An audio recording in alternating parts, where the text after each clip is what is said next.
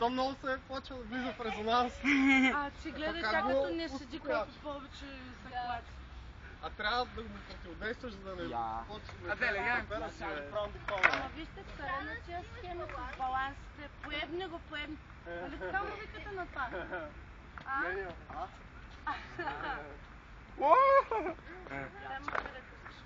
Я на топ порностар го пробвай. На порностар ли? Да. Я верно го пробвай. Порностар ще ми се изкриви кръга, мисля, то няма такъв баланс. Не, този прав, ама другия си го такова. Точно да е, ама няма стане. Ето всеки спорт е различен. Не, между другото, като си изкриват краката някакво по-удобно. Не, много е яко това, смятам да се държа. Ще ги налагам. Ма разбира се. Добре, ще се научи малко. Не, така идея да си кривиш глезнието обаче. Идея да си кривиш глезнието. То си кривиш глезнието е лесно. За вас да. На крив глезен си му влизам. Това БГ ролерблейд. Чай директно си отпадна на роял. Добре, искам на роял Савана. Не бе, кофи, защото си го върши, иначе ти си го прави. Аре, дай ти.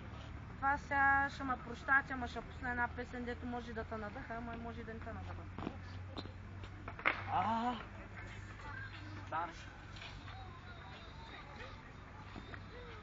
Чувал ли си за Кимани Марли някога? Никога. Warriors ми е любима песен.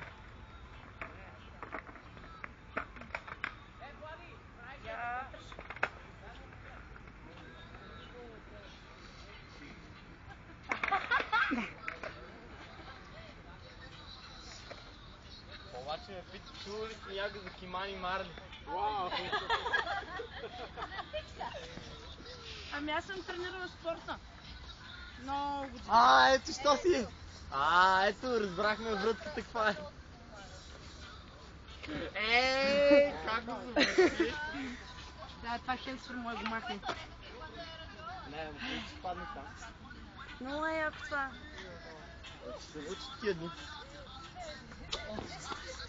Аполадже! Стига валя, моля те! Моля те! Много си дразна. Защо не става? Не бързи толкова. Пак сега с